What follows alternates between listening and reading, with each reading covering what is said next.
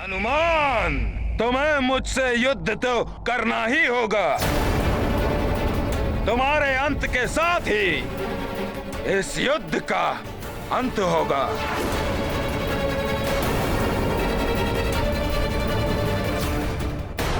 मैंने हनुमान के साथ अन्याय तो नहीं कर दिया। जिस वाली के जीवन की रक्षा के लिए मैंने हनुमान से वचन लिया, वो ही हनुमान के जीवन को क्षति पहुंचाने पर तुला।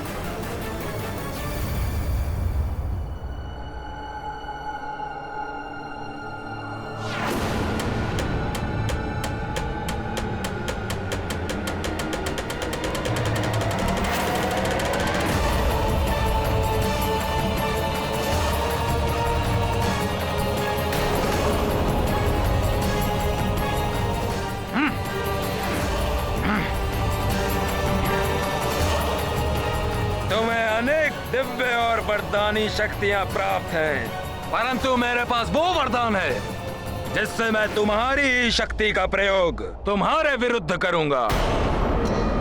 महानतम वाली तुम्हारे अंत अथवा तुम्हें परास्त करने के पश्चात ही इस युद्ध भूमि से हटेगा।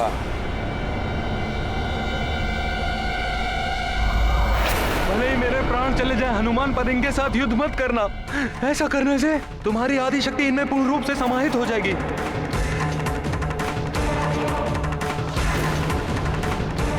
क्या सोच रहे हो हनुमान? अपने पिताश्री का वचन पूर्ण करना है?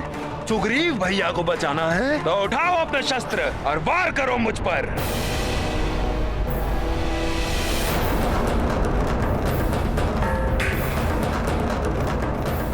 आदि शक्तियाँ क्या? यदि वाली भैया मेरी समस्त शक्तियाँ प्राप्त कर अत्यंत शक्तिशाली भी बन जाएं, तब भी अपने पिता के वचन का मान रखने के लिए और सुग्रीव भैया के जीवन की रक्षा के लिए हनुमान को उनसे युद्ध करना ही होगा।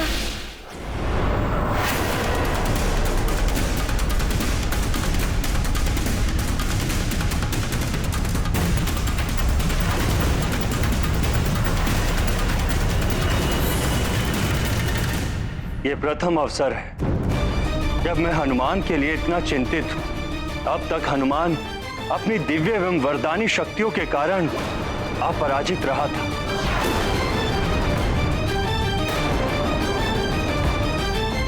किंतु इस युद्ध के आरंभ होते ही हनुमान की आधी शक्तियां वाली को प्राप्त हो जाएंगी और हनुमान के लिए वाली को परास्त करना अत्यंत कठिन होगा।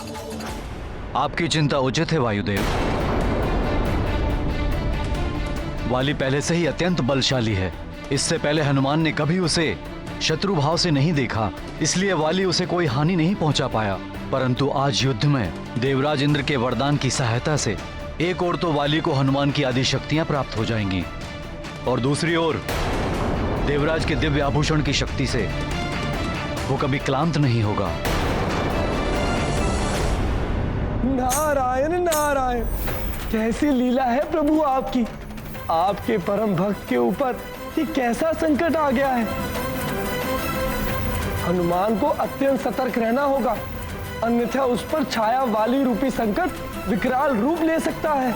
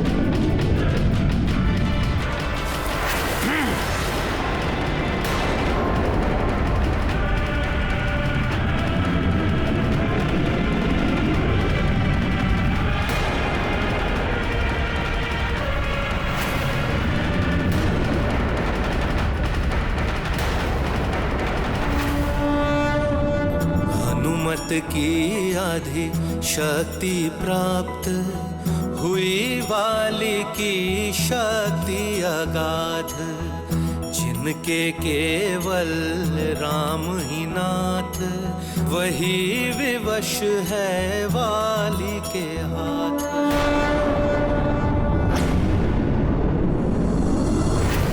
वाली को हनुमान की आदि शक्तियां प्राप्त हो रही हैं।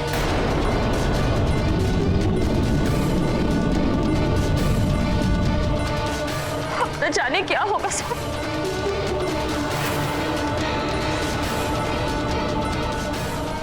हे ईश्वर, दोनों परिवारों के पुत्रों की रक्षा कीजिए।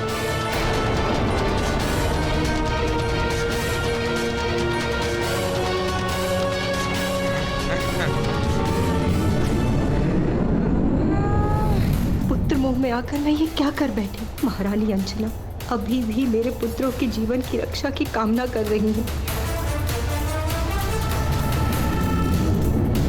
परंतु मैंने उनके पुत्र की चिंता किए बिना हनुमान से वाली का वध ना करने का वचन लेकर उनके पुत्र को इतने बड़े संकट में डाल दिया। तुम हमेशा सुग्रीव की रक्षा तो करोगे, किंतु तुम्हारे और वाली के मध्य कभी युद्ध की स्थिति बनी तो तुम उसका वध नहीं करोगे। महारानी माँ, मैं आपको वचन देता हूँ कि आपने जैसा कहा है वैसा ही होगा।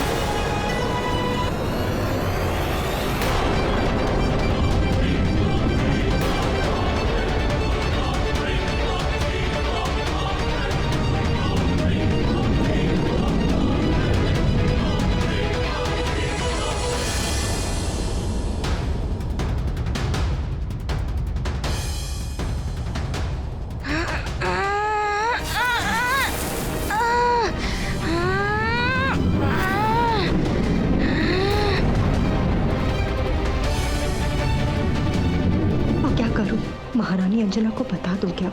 परंतु उसका क्या लाभ? मैंने हनुमान को वचन मुक्त कर दिया तो वो अवश्य ही वाली के प्राण हर लेगा।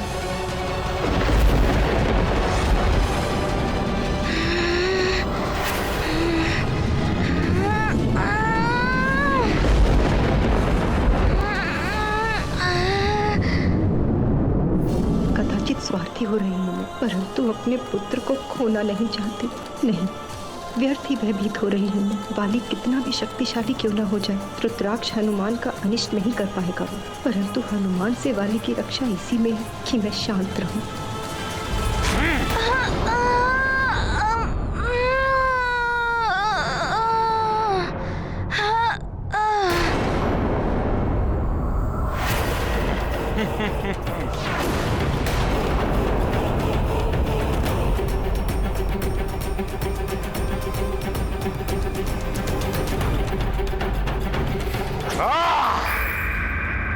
उस वानर बालक की आधी शक्तियां बाली में समाहित हो चुकी हैं। बाली उससे अधिक शक्तिशाली हो चुका है। रावण की ये चाल सफल हो रही है।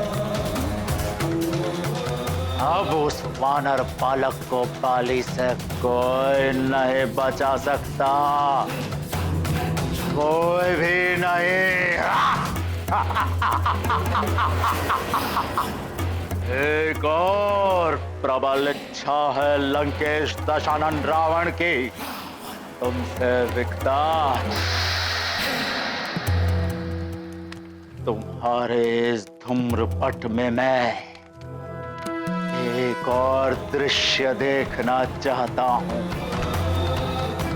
बाली का आगे बढ़ते हुए और मेरे परम शत्रु उस तुच्छ वानर बालक पर प्राण घातक हमला करके उसे मृत्यु लोक पहुंचाते हुए वो वाला दृश्य देखना चाहता हूं मैं।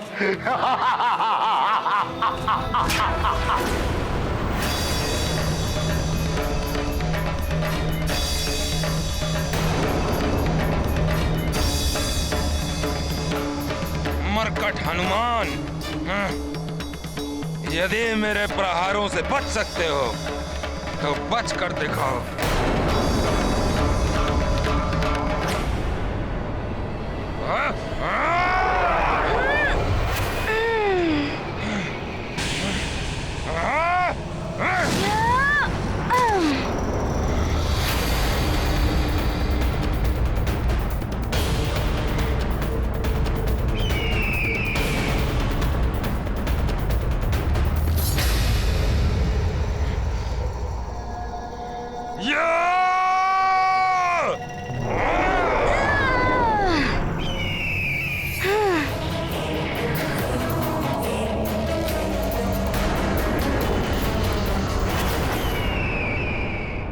कितना पशुवत और आसुरी व्यवहार कर रहा है वाली। मैं उसके इस आचरण के लिए आपसे क्षमा मांगता हूं। पुत्र जब अधर्म के मार्ग पर चल पड़े तो सबसे अधिक ग्लानि माता और पिता को ही होती है। हनुमान वाली पर वार नहीं कर रहा है। प्रतीत होता है मुझे दिया हुआ वचन को पूर्ण कर रहा है। स्पष्ट सुन नहीं पाई मैं। महारानी जी किस वचन की बात कर रही थी?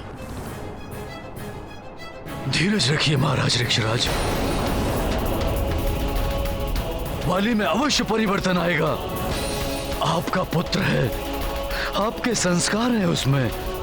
वाली पथभ्रष्ट हो गया है, परंतु निश्चिंत रहिए, वो अवश्य कुपथ को छोड़कर सुपथ पर लौट आएगा।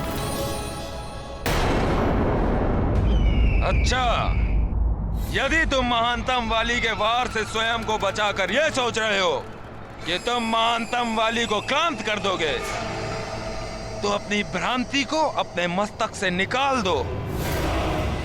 देखो,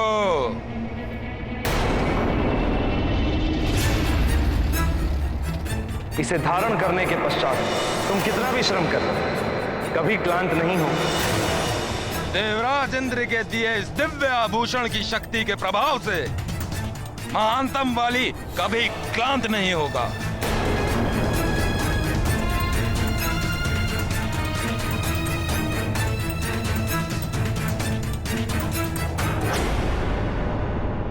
अब तो हनुमान को कोई और युक्ति सोचनी होगी।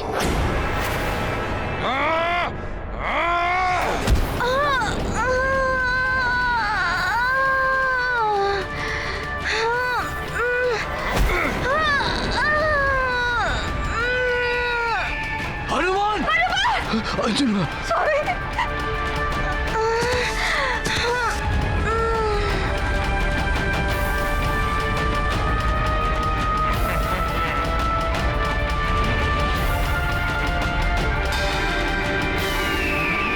मेरा पुत्र सकुशल है या नहीं?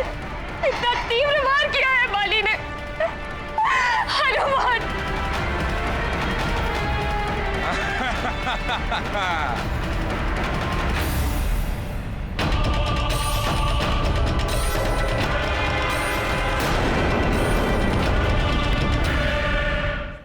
नारायण नारायण। हनुमान की आदि शक्तियां पाकर बाली हनुमान पर निरंतर प्रहार कर रहा है, परंतु हनुमान उससे लड़ने के लिए अपनी शेष शक्तियों का भी प्रयोग नहीं कर रहा है। हाँ देव ऋषि, क्योंकि हनुमान अब भी इस युद्ध को टालने का प्रयास कर रहे हैं, क्योंकि हनुमान ने बाली की मां को वचन दिया है कि वो किसी भी अवस्था में बाली का वध नहीं करेगा।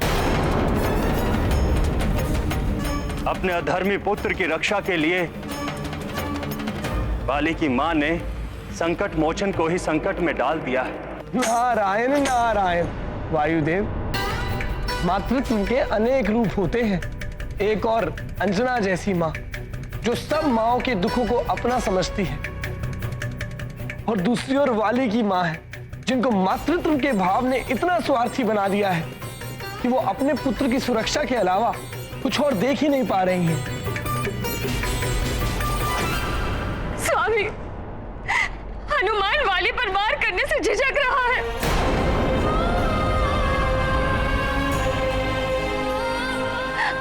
वाली को अपने परिवार का सदस्य मानता है, जिसे वो वो शत्रु के रूप में देख ही नहीं सकता, उस पे वार कैसे करेगा? मुझे विश्वास है हनुमान वाली पर वार नहीं करे। उसने वचन दिया था मुझे, मेरा पुत्र सुरक्षित रहेगा।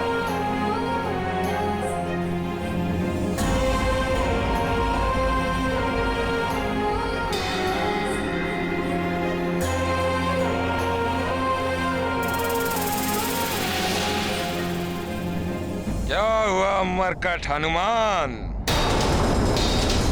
अभी तो ठीक से युद्ध का प्रारंभ भी नहीं हुआ और तुमने पराजय स्वीकार कर ली।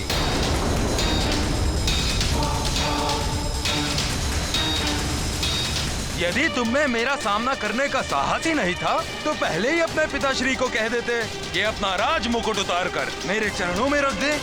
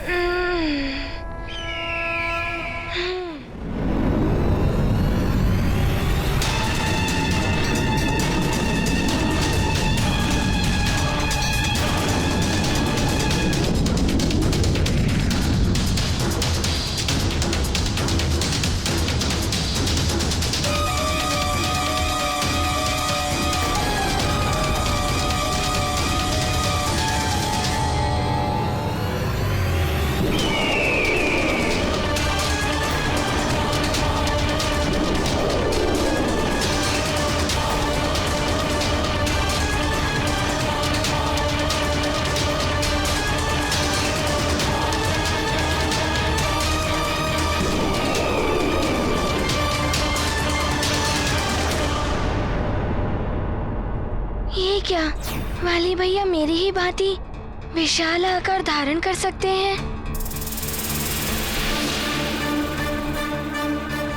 स्वामी, ये युद्ध तो विकराल रूप लेता जा रहा है, किंतु महारानी जी को देखिए, इतनी शांत लग रही, से उन्हें कोई चिंता ही ना हो।